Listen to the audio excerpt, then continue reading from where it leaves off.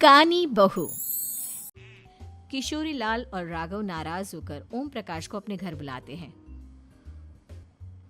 पापा जी, ये आपने क्या किया? शादी से पहले बताया क्यों नहीं कि नैना की आंखों में परेशानी है? अरे आप ही ने तो लड़की देखने से मना कर दिया था। और लेकिन आप बता तो सकते थे। आपको तो हमारी बेटी की प्रॉपर्टी चाहिए थी, वो भी पूरी की पूरी। अब क्या हुआ अगर उसे आधा दिखाई देता है? प्रॉपर्टी तो आपको पूरी मिल गई ना। और ये क्या बात हुई? मेरी शादी प्रॉपर्टी से नहीं, आपकी बेटी से हुई है। अब ये तो पहले सोचना चाहिए था। तब तो मेरी प्रॉपर्टी देखकर तुम्हारी जुबान लप लपा रही थी। लेकिन मैं कानी लड़की को अपनी बीवी बनाकर नहीं रख सकता। पापा कुछ करिए ना आप। हाँ करता हूँ। देखिए ओम प्रकाश जी, आप हमारे साथ ऐसा नहीं कर सकते। और तुम देखो, अगर तुमने मेरी बेटी से शादी तोड़ी ना, तो जो भी प्रॉपर्टी मैंने तुम्हें दी है वो तो पूरी की पूरी वापस ले ही लूंगा, और आधी प्रॉपर्टी तुम्हारी भी लूंगा। अरे मेरी आधी प्रॉपर्टी भला क्यों लेंगे आप? इसलिए क्योंकि मेरी बेटी को आधा नजर आता है और उसकी नजर अभी तक तुम्हारी आधी जायदाद पर ही पड़ी है।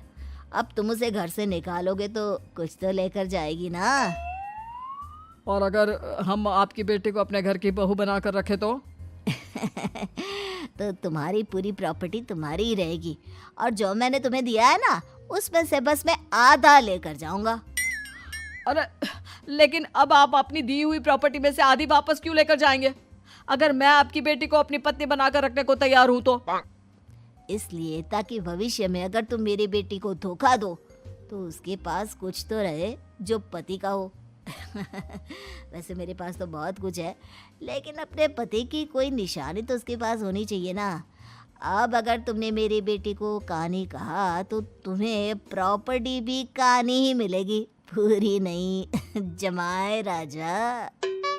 किशोरी लाल और राघव समझ चुके थे कि वो बुरी तरह फंस चुके हैं और अब उनके पास वहां से निकलने का कोई चारा नहीं है। अब समझ में आया ना, लालच बुरी बला होती है। एक तो तुम्हें प्रॉपर्टी मिली, ऊपर से बीवी मिली, उसमें तुम्हें नखरे भी दिखाने हैं। आए बड़े, चुपचाप बैठो दोनों। कुछ दिनों के बाद नैना राघव की कार लेकर बाजार घूमने निकलती है और जब कार लेकर वापस आती है, ये क्या?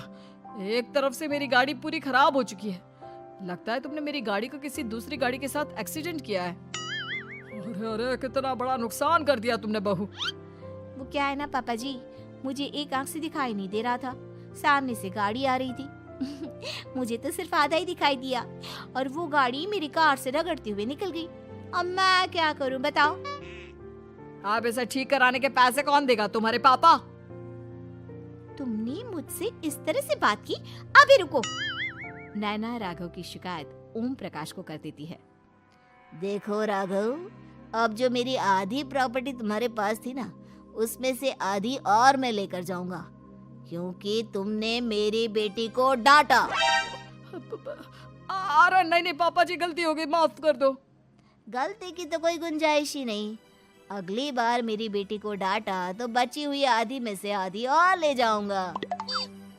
लालच के चक्कर में हम दोनों ने बहुत बड़ी गलती कर दी बेटा। एक तो तुम्हें कानी बहू मिली और ऊपर से जो माल मिला वो भी काना।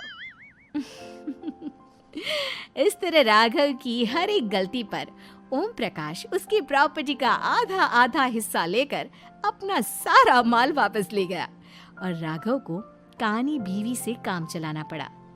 भाई लालच वाकई में बुरी बला है।